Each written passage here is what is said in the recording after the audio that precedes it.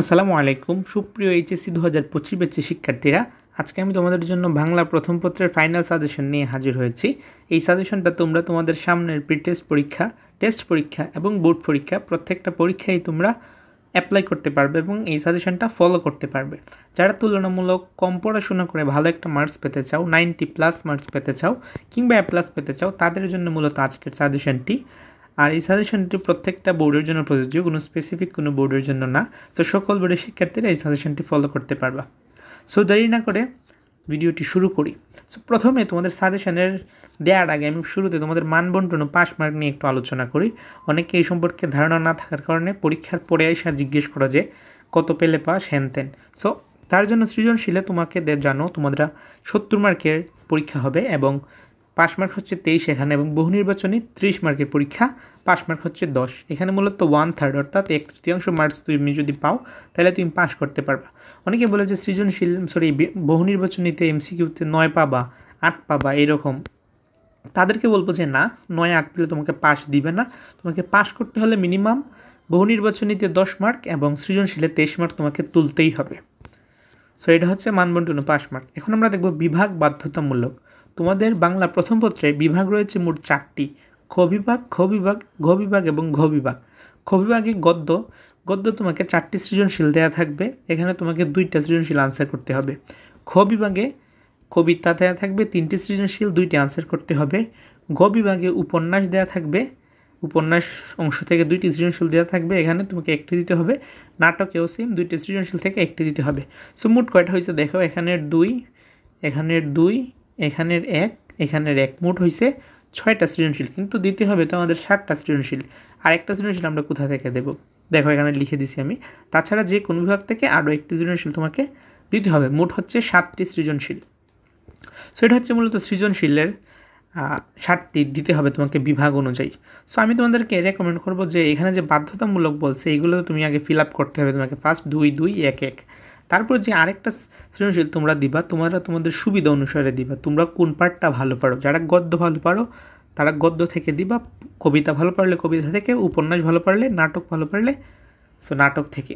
So যে জিনিসটা তুমি ভালো করে পারবা সেখান থেকে এক্সট্রা একটা সৃজনশীল তুমি দিবা। সেক্ষেত্রে তুমি চেষ্টা করবা যে কোনো একটা বিভাগকে শক্তিশালী পয়েন্ট রাখার জন্য। যারা যেমন এই 4টা বিভাগ থেকে যে কোনো একটা পয়েন্ট তুমি ভালোভাবে পড়বা যে আমি এখান থেকে একটা সৃজনশীল বেশি আনসার করব।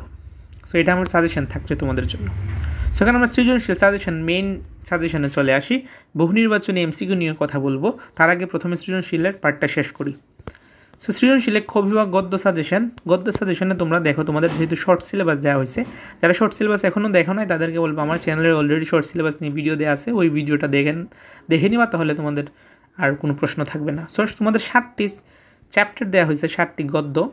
সো এই 7টি গদ্য থেকে আমরা 7টি গদ্য পড়বো না, আমরা 4টি গদ্য পড়বো। কোন 4টি গদ্য পড়বো দেখতে পাচ্ছ তোমরা যে আমি অধ্যায়ের পাশে স্টার দিয়ে দিছি তোমাদের বুঝার সুবিধার্থে। সো এটা হচ্ছে অপরিচিতটা পড়বা, খুবই ইম্পর্টেন্ট। রবীন্দ্রনাথ মানে ইম্পর্টেন্ট, একটা কথা মাথায় রাখবা। তুমি SSCতে পড়ো কিংবা HSCতে পড়ো, রবীন্দ্রনাথের যে কোনো গদ্য তোমার কাছে, গদ্য কবিতা সবগুলো ইম্পর্টেন্ট। রবীন্দ্রনাথ মানেই ইম্পর্টেন্ট। সো অপরিচিতটা পড়বা। বিলাসী খুবই ইম্পর্টেন্ট, আমার পথ সৃজনশীলের জন্য এত ইম্পর্টেন্ট না। মানব কল্যাণটা পড়বা, খুবই ইম্পর্টেন্ট। ছোট চ্যাপ্টার, ছোট গদ্য কিন্তু ইম্পর্টেন্ট। মাসি পিসিটা খুবই ইম্পর্টেন্ট পড়বা। 52 দিনগুলি সৃজনশীলের জন্য ততটা ইম্পর্টেন্ট আমি মনে করি না। রেনকোট চাইলে পড়তে পারো, ইদানিং দেখছি খুব ভালোই আসে। সো মেন থাকছে এই 3 স্টারওয়ালা যে 4 চ্যাপ্টার রয়েছে, 4টা গদ্য, এই 4টা। এখন আমরা কবিতা সাজেশনটা দেখি। কবিতা সাজেশন আগেই যে বলছিলাম রবীন্দ্রনাথ ঠাকুর মানেই ইম্পর্টেন্ট। সোনার তরীটা পড়বা ভালোভাবে। বিদ্রোহী খুবই ইম্পর্টেন্ট, কাজী নজরুল ইসলামের। প্রতিদানটা আমি মনে করছি না ততটা ইম্পর্টেন্ট। তাহারে পড়ে মনে এতটা ইম্পর্টেন্ট না। 18 বছর বয়স, এটা পড়বা, এটা খুব ইম্পর্টেন্ট। ফেব্রুয়ারি 1969। সো এটা হচ্ছে স্বাধীনতা রিলেটেড। এখন তো সরকার পরিবর্তন হয়েছে আমাদের, যার কারণে স্বাধীনতা, বঙ্গবন্ধু, তারপর এই রিলেটেড যে বিষয়গুলো রয়েছে এগুলো আমি মনে করি দিবে না আসলে। সো বঙ্গবন্ধু রিলেটেড কোনো কিছুই দেখতে পারবা যে প্রশ্নে আর নাই। নাইলে তোমরা গত বছর যারা পরীক্ষা দিয়েছে তোমাদের বড় ভাই বোন, তারা কিন্তু বঙ্গবন্ধু, তারপর স্বাধীনতা, এইগুলো নিয়ে প্রচুর প্রশ্ন আসছে, প্রচুর। কিন্তু এক্ষেত্রে আমি মনে করছি যে ব্যতিক্রম হবে সো আমি রাখছি না ফেব্রুয়ারি 1969-কে, আমি কিংবদন্তির কথা বলছি, এটাও খুব ইম্পর্টেন্ট। সো এটা তো তোমার তোমরা মনে করতে পারো যে প্রতিদান এগুলো আমরা পড়বো না, তাহারে পরে মনে না, আমি বলছি সৃজনশীলের জন্য এগুলো কম ইম্পর্টেন্ট, পড়বা না যে এটা না, এমসিকিউর জন্য কিন্তু তোমাকে পড়তে হবে। সো এমসিকিউ নিয়ে আমি কথা বলবো। সো তার আগে আমি সৃজনশীল, এটা জাস্ট সৃজনশীলের কথা বলতেছি আর কি। তারপরে তো এখানে সাজেশন কোনো কিছু নেই, উপন্যাস লাল সালু, নাটক হচ্ছে সিরাজউদ্দৌলা। তারপরে তোমাকে ট্রিক্স শিখিয়ে দিই। উপন্যাসের ক্ষেত্রে কী করবা, অনেকে পুরো উপন্যাসটা পড়তে চায় না, সবচেয়ে বেস্ট সলিউশন হচ্ছে পুরো উপন্যাসটা পড়বা। উপন্যাস নাটক এগুলা হ্যাঁ অর্ধেক টর্ধেক পড়লে তেমন একটা কাজ হয় না, পুরোটা পড়লে বেস্ট হবে, পুরোটা পড়বা। যদিও অর্ধেক লেখলে কিছু তুমি আনসার করতে পারবা, বাট বেস্ট সলিউশন হচ্ছে পুরোটা পড়া। সো পুরোটা পড়বা। তারপরে যদি না পড়ো, দেখবে তোমার গাইড আছে, গাইড কিনছো না তোমরা, যাদের গাইড আছে তারা দেখবে যে গাইডে শর্টকাট দেওয়া আছে, মানে শর্ট টেকনিকে। উপন্যাস তো ধরো অনেক পৃষ্ঠা, এটাকে প্রায় তারা শর্ট করে মূল ভাবটা জাস্ট লিখে গাইডে লিখছে। সো পুরোটা না পড়ার সুযোগ থাকলে ওই গাইডের যে মূল ভাবটা A to Z এটা পড়ে ফেলবো, এটাও প্রায় 1-2 পৃষ্ঠার মতো হয়, আমি দেখছি পড়ে। সো এটা পড়ে ফেলবো, তাইলে মোটামুটি ধারণা পেয়ে যাবো পুরোটার। আর গাইডের MCQ দেন, এগুলো প্রশ্ন সলভ করলেও তুমি আন্দাজ পেয়ে যাবে বোর্ড সলভ করলে। সেটা হচ্ছে উপন্যাস এবং নাটকের ক্ষেত্রে। সো যে বিষয়টা আগে বলছিলাম, তুমি যদি উপন্যাস ভালোভাবে পড়ো ওইখান থেকে একটা বেশি দিবা সৃজনশীল, বললামই তো যে কোনো একটা বিভাগকে শক্তিশালী পয়েন্ট রাখো, আমি এখান থেকে একটা সৃজনশীল বেশি দিব। লাল সালু যদি ভালো পড়ো, লাল সালু থেকে 2টা আসবে, 2টা দিবা, নাটক থেকে 2টা আসবে, 2টা দিবা, মানে যেটা ভালো পড়ো আর কি, আগেই বলছি। আচ্ছা, এখন আমরা MCQ বা নৈর্ব্যক্তিক সাজেশনটা দেখি। MCQ তো আর ফাঁকিবাজি নাই, অর্থাৎ আমি তো আর স্কিপ করতে পারবো না। ওইখানে তো আমাদের 11টা সৃজনশীল দেওয়া থাকলেও, কয়টা 70 মার্কের 11টা সৃজনশীল দেওয়া থাকলো, আমি 60টা দিলাম। কিন্তু MCQ তো আর এটা না, MCQ তোমাকে 30টার মাঝে 30টাই দিতে হবে। এখানে আমি লিখি নাই, লিখলে ভালো হতো যে 30টা থেকে 30টা দিতে হবে। আচ্ছা, না লিখলেও তোমরা জানো।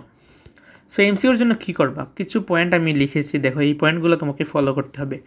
মেইন ফোকাসে রাখবা, নাথিং এলস, অন্য কোনো কিছুই না।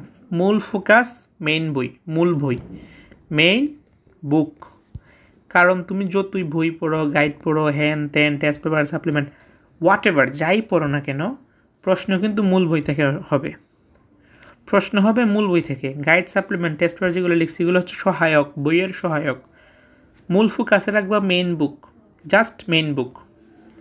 মেইন বুকে ফোকাসে রাখে পাই টু পাই, আমি যে জিনিসগুলো বললাম, গদ্য হলে পাই টু পাই পড়বা, উপন্যাস নাটক পাই টু পাই পড়বা, কবিতা পাই টু পাই পড়বা, বুঝে বুঝে মূল ভাব, কবি পরিচিতি, এগুলো প্রত্যেকটা জিনিস মূল বইয়ে ফোকাস রেখে পড়বা।